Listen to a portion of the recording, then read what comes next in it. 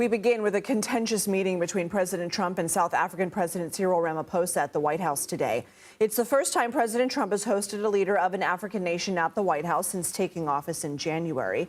The meeting quickly became combative. President Trump requested that a video be played that pushed claims that a genocide against white South Africans was taking place in President Ramaphosa's country. It quickly became apparent Ramaphosa did not know the video was coming. We have a multi-party democracy in South Africa that allows people to express themselves, political parties to adhere to various policies, and in many cases, or in some cases, those policies do not go along with government policy.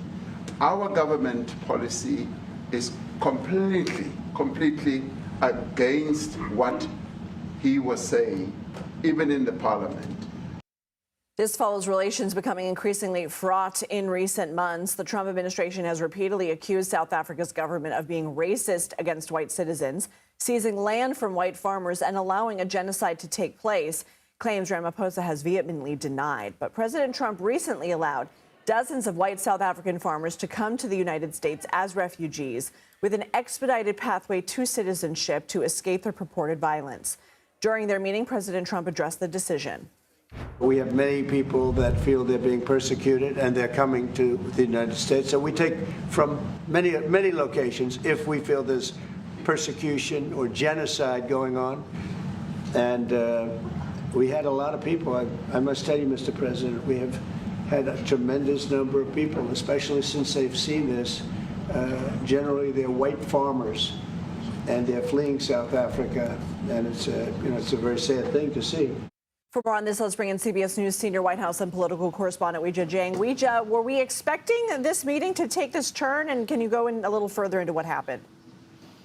We were not surprised, I'll put it this way, that this meeting quickly spiraled. And that's because the president has publicly made his position clear that he believes that South Africa is committing or allowing genocide to take place against these white farmers. We also know that the South African president has very publicly denied that. So the question was always whether, this was going to spark tension, and it certainly did. In fact, as you noted, the president was clearly prepared for the moment to unfold because that television set is typically not inside the Oval Office. So his staff brought it in and had the video ready to play in case this issue came up, which, of course, it did. And that's when, President Ramaphosa tried to defend and explain that his government did not align with what they were watching on the video, and when President Trump maintained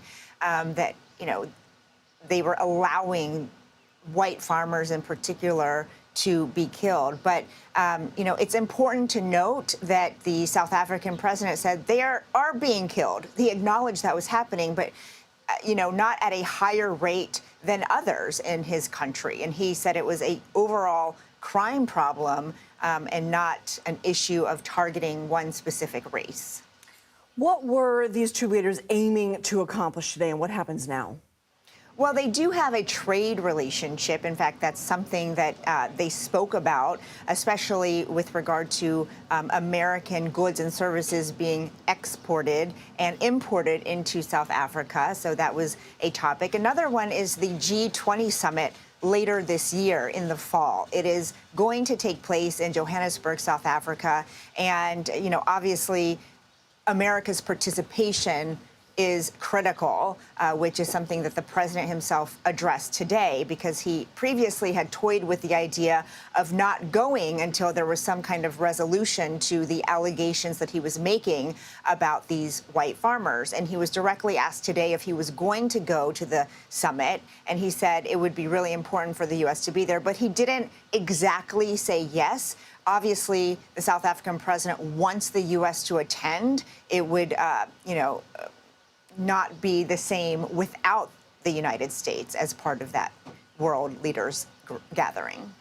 Switching topics real quick, Weijia, the Pentagon has accepted the $400 million gifted jet from Qatar. It needs to be retrofitted for the president's use. What more do we know?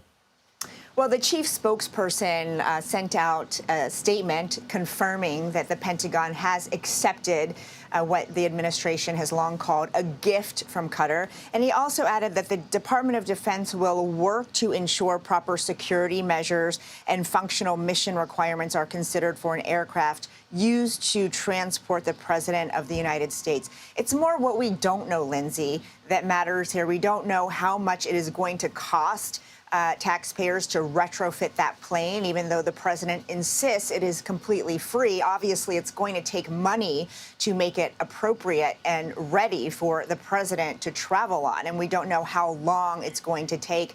And on Capitol Hill, there's a lot of questions about the legality of this and the ethics of accepting such a big foreign gift from a foreign government. Weijia Jiang, thank you.